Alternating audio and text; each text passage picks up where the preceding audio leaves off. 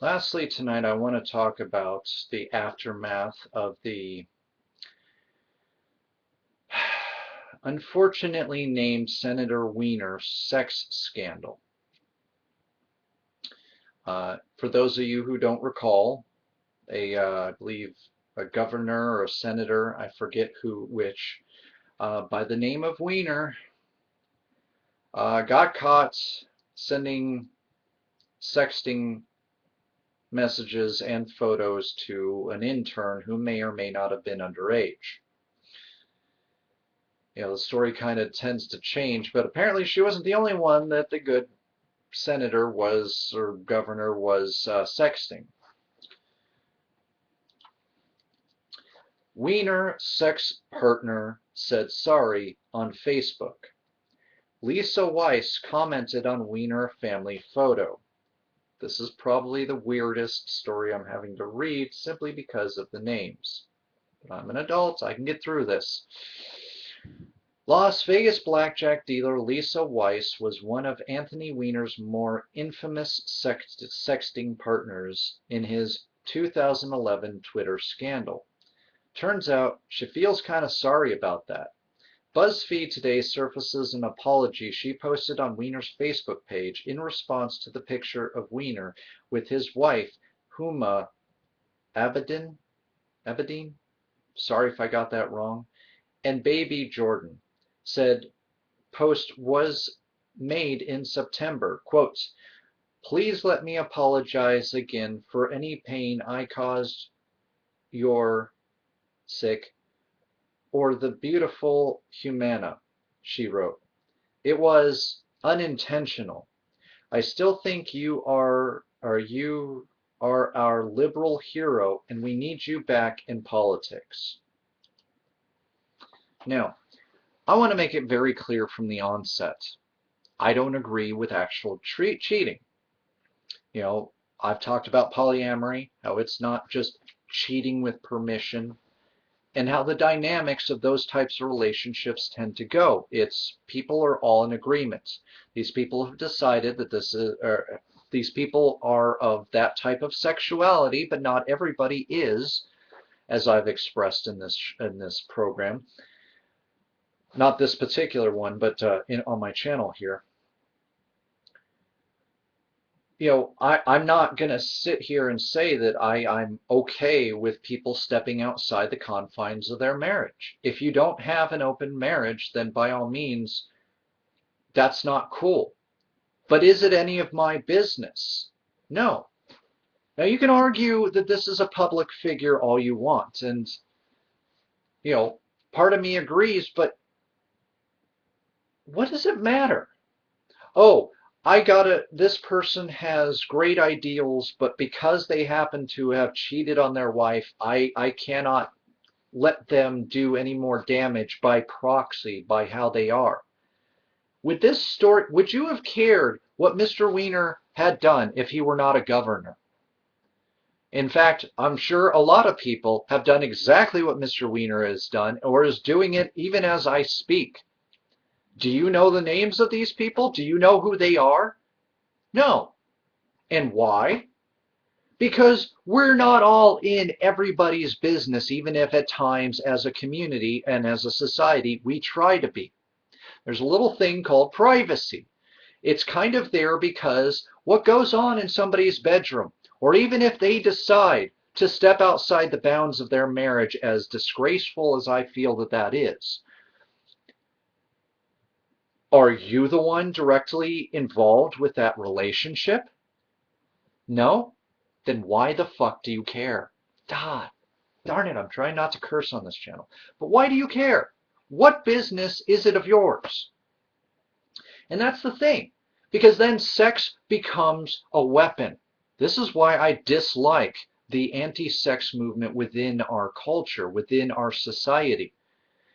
People say, oh, you're going to do what I want. I'm going to be able to get money off of you because even though you haven't technically done anything wrong, like even, let's say that Wiener was single.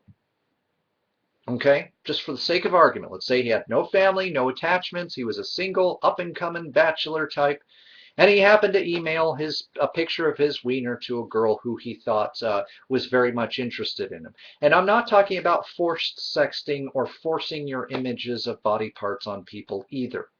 I'm trying to keep this in the confines of two people who are very interested in each other, expressing themselves in a natural, healthy, sexual manner. So then, because Wiener has a reputation as a honorable person, this person now has permission to use those photos of Wiener's wiener. Sorry, I had to, as a knife that they could put to Wiener's throat. And why? What has he done wrong in that scenario? He's single. He's mingling with somebody, and again, in a case of this was something that was asked for, he provides this, and suddenly now, because sex has been weaponized, somebody could use that to discredit him because, oh no, we've never shown our wieners, guys, to anybody who we weren't maybe necessarily entirely intimately connected with. Although in my case, usually it was only when I was intimately connected. But especially in this day and age of digital photography and everything else, oh yeah, all of you have never sent any sort of incriminating photos to anybody else, but guess what? You're private sector.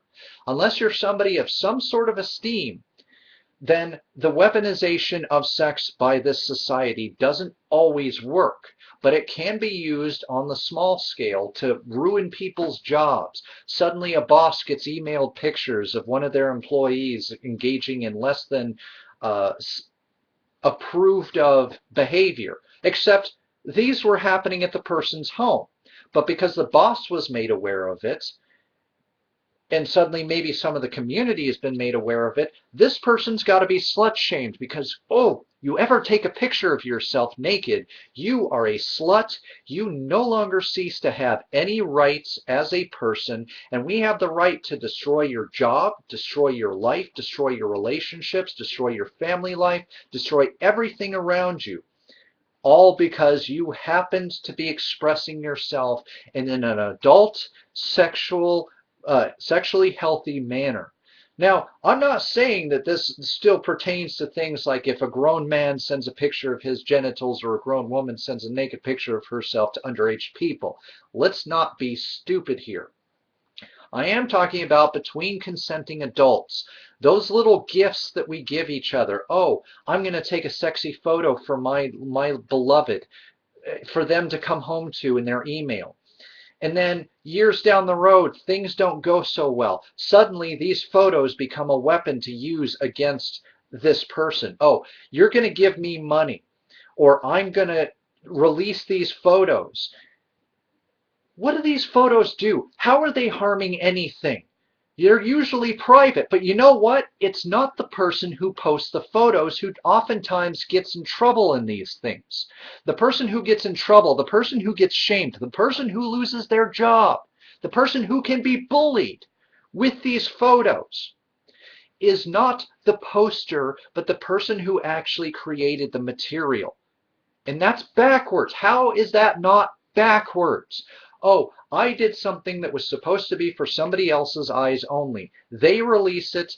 They don't get in trouble unless I bring legal action against them. And even then, with slut shaming in the courtroom, yeah, good luck with that lawsuit.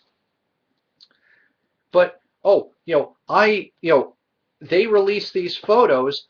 I get in trouble. Suddenly, my boss is reprimanding me or firing me. Suddenly, the community is looking down on me because, oh no, I happen to have expressed myself in a private but effectual way towards another human being in a situation where it was a consensual exchange of information and images. And now I have to be shamed for being a sexual being in this day and age because that's progress. Because sex is an enemy. And when sex is an enemy, sexual images, even if for private use only, suddenly become weaponry for revenge. Except for it's not one of these things where this person just gets a slap on the wrist who is posted about. Again, you can destroy people's lives. And this makes no sense to me. We make sex scandals out of nothing that should ever be a sex scandal. Oh no, this celebrity had a sex tape they made leaked. They're whores, except for we'll hunt down those videotapes and we'll give them a career. Because if you're a celebrity but not a politician, you can somehow get away with this stuff. Oh, we might down you in the public sphere, but see Chris Brown. Just saying. And it's disgusting because some people get exceptions to the sex negativity in our world, in our society. They'll get maybe reprimanded, but then they have this big rebound. Some of them have big careers after this. They may not always last. See Tommy Lee and Pamela Anderson, but they get thrust into the limelight. They almost get rewarded for their tapes being leaked. But yet, if you and I do it, we're wrong. Or if I'm a senator and I happen to do it within, I'm being a single senator in this case, and I happen to do it with somebody who has expressed interest in me, I'm wrong. I have to be shamed. I no longer cease to be a person, and I can have my sexuality held against me, even though I'm heterosexual in this case. Not that I'm saying it's right when it happens to the LGBT community, but even us heterosexuals, our sexuality gets used as a weapon in the private sector. And it's disgusting. What purpose does this serve? Oh, I was sexual in an image to somebody who I loved and who loved me at the time. Somehow by proxy, the fact that I've done that corrupts the American fabric, moral fabric. It hurts children somehow, even if they never see it. The very fact that I have ever taken a picture of my wiener means something. Again, I'm not excusing Wiener's behavior, but the fact that it gets blown up to the proportion it does, the fact that this costs him his career, amongst other things, is flat out counterproductive. It's disgusting, and it's shaming somebody. Shaming somebody for something that, if it was consensual, should have been an absolute private manner. Is Wiener a bit of a scumfuck for going behind his wife's back? Sure. But that's an even bigger conversation that we need to have about sexuality, and what it is to be an adult sexual being. Because we don't have that conversation. And then when people can't talk to each other about sex in the confines of their marriage, and sex is important, as I talked about in my benefits of sex video series. But if people cannot talk to each other, but then they find people who will talk to them and are shameless, which I think is a state to be in as long as you're not around children. But they can find somebody that they can be shameless with. And suddenly their life takes on its own sort of meaning, and then they get addicted to it because they should be able to talk about that sort of thing with their wife. But we can't. We can't talk about that. We have to be this staunch, repressed, oppressed, sexually oppressed nation, and we're supposed to be happy about that. We're supposed to just take it. We're supposed to take it, but not be taking it, because that would be bad. That would be evil unless we're taking it for procreation. Can you see how silly this is? Everybody has sex. But yet we make it to where we give people a chance, a weapon, a way that we can use sex as revenge against each other. We create scandals that, I'm sorry, are not scandals. We shame people and basically make it like anything that happens to them, their loss of income, their loss of relationships, their crumbling of their marriage, and so on and so forth, that is okay, because this person has stepped over our invisible societal boundary line when it comes to sex, and they deserve every bit of condemnation that we can possibly muster up, because oh no, they were an adult sexual being expressing adult sexual feelings with other adult sexual beings in a safe, consensual manner. Oh gosh, they're so terrible. They're so horrible. They're why America's not #1. It's not all those other social ills I've talked about off and on. No, it's the fact that people are having sex outside of marriage. I'm just so frustrated.